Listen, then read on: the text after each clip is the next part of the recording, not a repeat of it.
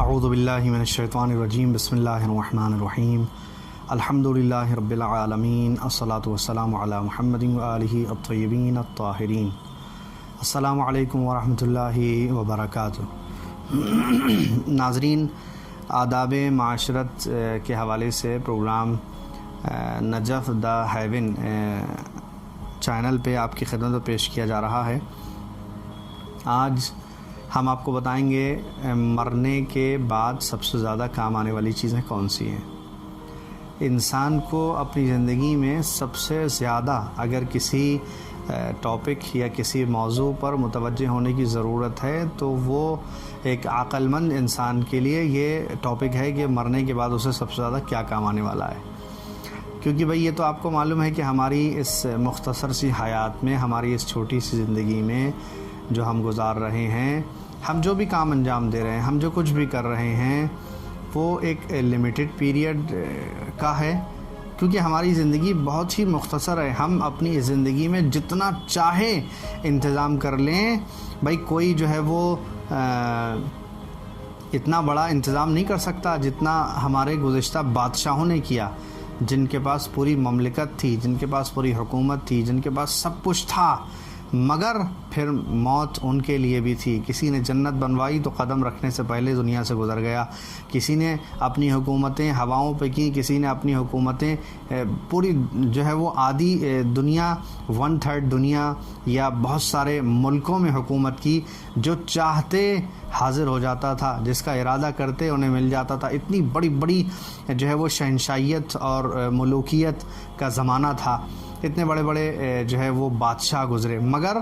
موت انہیں بھی آئی۔ موت حتمی ہے، موت حق ہے، موت سب کو آنا ہے۔ سوال یہ ہے وہ کون سے کام ہیں جو ہمیں موت کے بعد جو ہے وہ کام آنے والے ہیں، وہ کون سی چیزیں ہیں جن پر ہمیں سب سے زیادہ توجہ دینے کی ضرورت ہے، سب سے زیادہ دھیان دینے کی ضرورت ہے، سب سے زیادہ انتظام کرنے کی ضرورت ہے۔ تو آئیے میں چند چیزیں آپ کو متوجہ کرتا ہوں کہ جو ہمیں موت کے بعد کام آنے والی ہیں۔ سب سے زیادہ کام آنے والی چیز اور سب سے زیادہ امپورٹنٹ جو ہماری زندگی میں ہے وہ ہے زیارت سرکار سید الشہداء حضرت ابی عبداللہ الحسین علیہ السلام۔ کربلا ایک شہر جو عراق ایک ملک میں ہے، آج سب اس کو جانتے ہیں کہ کربلا کہاں پر ہے۔ کربلا میں امام حسین علیہ السلام کا روضہ ہے، حضرت کا حرم ہے۔ زیارت امام حسین علیہ السلام کرنا اور کربلا جانا یہ ہمارے لیے سب سے زیادہ فضیلت کی چیز ہے۔ زیارت امام حسین علیہ السلام جس نے کی ہے، جو ایک زائر ہے، جس نے مولا کو سلام کیا ہے، یہ زائر بہت بڑی فضیلت اپنے اندر رکھتا ہے۔ اس کی کیا قدر و منزلت ہے اپنی عام نگاہوں سے ہم نہیں دیکھ پاتے، مگر ایک زائر حسین کو زیارت امام حسین علیہ السلام کے عوض میں جو ثواب ملنے والا ہے، جو اجر ملنے والا ہے، جو نجات اس کے سبب اسے ملے گی، یہ وہ جانے گا محشر میں۔ حساب و کتاب جب اس کا ہوگا اور وہ زائرین کی فہرست میں کھڑا ہوگا کہ بھئی تم ادھر آ جاؤ جہاں پر زیارت امام حسین علیہ السلام کرنے والے لوگ کھڑے ہیں، تو اسے معلوم ہوگا کہ میں نے زندگی میں سب سے زیادہ عظیم کام جو کیا ہے وہ زیارت امام حسین علیہ السلام کی ہے۔ یہ بات اس لیے میں عرض کر رہا ہوں یہاں پر، بہت سارے افراد جو جن کو پرسنلی میں خود جانتا ہوں، جن کے پاس وسائل ہیں، مگر اس طرح ہیں کہ انہیں خود نہیں پتہ کہ ان کے پاس وسائل ہیں زیارت امام حسین علیہ السلام، وہ چاہتے ہیں تو کر سکتے ہیں، مگر توجہ نہیں ہے، ہم متوجہ نہیں ہیں۔ بھائی اگر کسی انسان کی زندگی پر ایک بڑا حادثہ پیش آ جاتا ہے، کسی انسان کی زندگی پر ایک بڑا سا ایسا موڑ اس کی زندگی میں آ جاتا ہے جہاں پر اسے اپنی جان بچانے کے لیے سب کچھ دینا پڑتا ہے۔ میری بات کو بہت دھیان سے سنیے گا اور سمجھنے کی کوشش کیجیے گا۔ ایک انسان جو بیمار ہے، جس کا آپریشن ہونا ہے، جس کے ساتھ ایک بڑی مشکل پیش آ گئی ہے، وہ انسان جب اس مرحلے پہ پہنچتا ہے کہ بھئی ڈاکٹر نے کہا کہ آپ کو 10 لاکھ روپے دینا ہوں گے، تو وہ انسان جو اپنی ایک بڑی زمین رکھتا ہے اور یہ چاہتا ہے کہ اس کی آنے والی نسل کے لیے کام آئے گی، اس کے آنے والے جو ہے وہ بچے اس سے فائدہ اٹھائیں گے، وہ زمین کو بھی بیچنے کے لیے تیار ہو جاتا ہے۔ لیکن اگر اسی انسان کو اس بات کے لیے متوجہ کریں اور سمجھانے کی کوشش کریں کہ یہ زمین تمہارے کام نہیں آئے گی، آپ جو ہے اپنی اس پراپرٹی سے، زمین ایک مثال دی ہے میں نے، کسی کی کوئی کمپنی ہے، کسی کی کوئی بھی پراپرٹی ہے، اس میں سے ایک حصہ فروخت کریں اور جائیں زیارت امام حسین علیہ السلام کریں، جو کہ زندگی میں سب سے زیادہ کام آنے والا ہے آپ کے لیے۔ تو زندگی میں سب سے زیادہ کام آنے والی چیز زیارت امام حسین علیہ السلام ہے۔ وہ آپ نے اپنی زمین بیچ کے کیا ہے، اپنی پراپرٹی بیچ کے کیا ہے، اپنی کمپنی بیچ کے کیا ہے، جو آپ کی زندگی، آپ کے روزمرہ کی حیات کو چلانے سے زائد جو بھی آپ کے پاس تھا اسے فروخت کر کے اگر آپ زیارت امام حسین علیہ السلام کے لیے گئے ہیں تو آپ کو جو ہے کام آنے والی ہے یہ چیز، اس لیے کہ زیارت امام حسین علیہ السلام کی اہمیت جو ہے وہ سب سے زیادہ ہے۔ تو یہ چیزیں جو آپ کو سب سے زیادہ کام آنے والی ہیں، سب سے زیادہ فائدہ دینے والی ہیں، جس کے سلسلے میں پاکستان کے میں وہ کچھ مومنین کے بارے میں آپ کو بتاؤں گا جو آپ کو سننے کے بعد بہت اچھا لگے گا۔ کچھ ایسے لوگ ہیں جو کربلا اور نجف کی زیارت کے لیے پہنچے جن کے پاس کچھ نہیں تھا، انہوں نے بتایا کہ بھئی ہم اپنا گھر بیچ کر یہاں پر زیارت کرنے کے لیے آئے ہیں، اس لیے کہ ہمیں معلوم ہے کہ اگر ہم زیارت کر لیں گے تو شاید ہمیں سب کچھ مل جائے گا، زیارت نہیں کی ہے تو یہ گھر ہمارے کام آنے والا نہیں ہے۔ یہ عام لوگوں کی بات ہے، سطحی لوگوں کی بات ہے، پبلک کی بات ہے، یہ کسی معصوم کی بات نہیں ہے، کسی امام کی بزم میں بیٹھنے والے صحابی کی بات نہیں ہے کہ اس کا ایمان جو ہے وہ جاگ اٹھائے اور وہ اس نے یہ زمانہ دیکھا، نہیں، ہم اور آپ جیسے نارمل لوگ جو اس بات کی طرف متوجہ ہیں۔ تو ہمیں اپنے آپ سے یہ پوچھنا ہے کہ ہمارے گرد و نواح، ہمارے اطراف میں، ہمارے پاس میں کوئی ایسی دولت تو نہیں ہے کہ جس کی طرف ہم خود متوجہ نہیں ہیں، چاہیں تو ہم زیارت امام حسین علیہ السلام پر جا سکتے ہیں، تو یقیناً متوجہ ہوں، اس لیے کہ کب کس کی آنکھ بند ہو جائے اور کب جو ہے وہ کون دنیا سے گزر جائے کسی کو نہیں پتہ ہے۔ تو جو سامان ہمیں ابھی تیار کرنا ہے، مہیا کرنا ہے مرنے کے بعد کام آنے والا، وہ ایک ایک کر کے ہم تیار کرنے کی کوشش کریں۔ دوسری چیز ہے حقوق الناس کی ادائیگی، لوگوں کا حق، پڑوسی کا حق، مسلمان کا حق، رشتہ دار کا حق، والدین کا حق، اولاد کا حق، پھوپھیوں کا حق، بہنوں کا حق، دوستوں کا حق، جس کے جو حقوق ہیں ہماری گردن پہ اسے ادا کرنے کی کوشش کریں اس سے پہلے کہ آپ کی آنکھ بند ہو جائے اور آپ دنیا سے گزر جائیں۔ حق کی ادائیگی جو ہے وہ کرتے جائیے، ورنہ سب سے زیادہ پکڑ آپ کی یہاں پر ہوگی۔ حدیث میں جو جملے آئے ہیں، روایت کے اندر جو الفاظ آئے ہیں وہ یہ ہیں، ان الذنب ثلاثۃ، گناہ جو ہیں وہ تین قسم کے ہیں، ذنب لا یغفرہ اللہ، ذنب لا یترکہ اللہ، ذنب یغفرہ اللہ۔ وہ گناہ، ایک وہ گناہ ہے جسے پروردگار کبھی نہیں بخشے گا، ایک وہ گناہ کہ جسے پروردگار کبھی نہیں چھوڑے گا یعنی نہیں بخشے گا، ایک وہ گناہ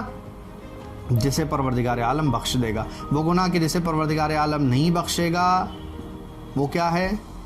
وہ ہے شرک، کسی نے اللہ کا شریک کسی کو قرار دیا، کبھی اس کی بخشش نہیں ہوگی۔ وہ گناہ جسے کبھی نہیں چھوڑا جائے گا وہ ہے دوسروں کے حق کی رعایت نہ کرنا۔ کسی کا حق اگر آپ کی گردن پر ہے تو جب تک آپ اسے ادا نہیں کر دیں، مرنے کے بعد اپنی نیکیاں اس کو نہیں دے دیں، آپ نجات نہیں پائیں گے۔ مرنے کے بعد اپنی نیکیاں دینے سے بہتر ہے یہاں اپنی پراپرٹی میں سے دے دیجئے جو آپ کے کام نہیں آئے گی۔ یہاں تو اگر آپ بھوکے مر رہے ہوں گے اپنا گھر زمین بیچ کے تو کوئی کھلا سکتا ہے، مرنے کے بعد اگر آپ کو اپنے اعمال دینا پڑے تو وہاں آپ کی کوئی ہیلپ کرنے والا، کوئی ہیلپر آپ کو نہیں ملے گا، کوئی آپ کا مددگار نہیں ملے گا۔ اس بات کو صحیح سے سمجھنے کی ضرورت ہے۔ تیسرا وہ گناہ جسے پروردگار بخش دے گا وہ گناہ ہے بین العبد والمعبود، اللہ اور آپ کے درمیان میں جو گناہ ہوئے ہیں، جو عبادتوں میں کوتاہی ہوئی ہے، وہ اگر آپ استغفار کریں، توبہ کریں تو پروردگار عالم آپ کے ان گناہوں کو بخش دے گا۔ تو ہمیں متوجہ ہونے کی ضرورت ہے کسی کا حق ہماری گردن پر نہ رہ جائے، ہمارا کہیں رہے تو رہے، کسی کا ہماری گردن پر ایک پیسہ بھی ہرگز نہ رہے۔ اس کے بعد لوگوں کے ساتھ معاملات میں کلیئر ہونا، لین دین، کسی سے کوئی بھی لین دین ہے، کوئی بھی آپ کا معاملہ ہے تو ایک دم کلیئر، گردن پر سوار نہ رکھیے کہ ہم بھئی یہ 1 سال کے بعد ایسا کریں گے، کلیئر رکھیے، ایک دم صاف۔ نہیں پتہ ہے کب کس کی آنکھ بند ہو جائے اور کب آپ جو ہے وہ دنیا سے گزر جائیں، لہٰذا اپنے معاملات کو ایک دم سے کلیئر رکھیے اور اپنے بچپن کی کوتاہیوں کو جس میں آپ نے کسی کے حقوق ضائع کیے ہیں، کسی کا جو ہے کوئی نقصان ہو گیا ہے، اب آپ سمجھدار ہوئے ہیں تو اپنی پچھلی گزری ہوئی زندگی پر متوجہ ہوں اور اس کی جو ہے وہ بھرپائی کرنے کی کوشش کریں، اس کو پورا کرنے کی کوشش کریں۔ اگر وہ موجود ہے تو اس کے ساتھ، وہ موجود نہیں ہے تو اس کی اولاد کے ساتھ جو آپ سے کوتاہی ہو گئی ہیں، کسی کا نقصان ہوا ہے تو اسے پورا کرنے کی کوشش کریں اور اللہ کی بارگاہ میں استغفار کریں اور اپنی غلطیوں کو معاف کروانے کی کوشش کریں۔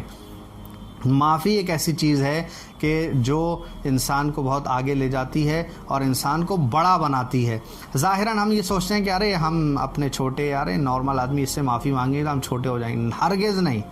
معافی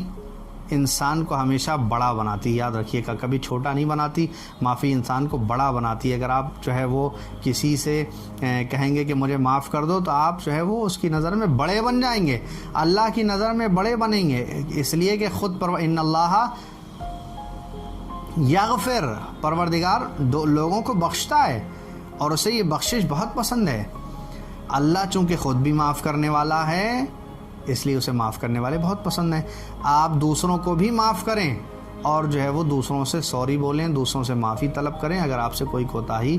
ہوئی ہے۔ اپنی زندگی کا معمول بنا لیں، اپنی زندگی میں قانون بنا لیں۔ ذرا بھی کہیں کوتاہی آپ کو نظر آتی ہے تو چھوٹا ہو، بڑا ہو، دوست ہو، بھائی ہو، معافی مانگنے کی عادت ڈالیے، فوراً معافی مانگیے تاکہ جو ہے وہ معاملہ کلیئر رہے، آپ کی گردن پہ کوئی بوجھ نہ رہے۔ ناظرین، امید ہے ہمارے اس 10 دن کا جو پروگرام ہم نے رکھا ہے، نجف دا ہیون پروگرام کا نام ہم نے چینج کیا، چینل کا نجف ٹی وی کا نام چینج کیا ہے، اب اس کا نام نجف دا ہیون رکھا ہے۔ آپ اس سے جڑیں، مزید ویڈیوز اور مزید پروگرام آپ کو انشاءاللہ پہنچتے رہیں گے۔ اپنی دعائے خیر میں یاد رکھیے گا اور ہمیں پروردگار ہمارے اس ہدف اور اس مخلصانہ مقصد میں کامیاب کرے جس مقصد کو لے کر ہم نے یہ 10 دن کا پروگرام بنایا اور مختلف موضوعات پر ویڈیو اور یہ لیکچر آپ حضرات کی خدمت میں پیش کرنے کی کوشش کر رہے ہیں۔ مقصد وہ یہی ہے کہ زیادہ سے زیادہ اچھی باتیں، چونکہ موبائل اور واٹس ایپ، فیس بک کا زمانہ ہے، کتابیں پڑھنے کی توفیق کم ہے، لہذا ہماری کوشش ہے کہ اس طرح ہمارے پیغامات،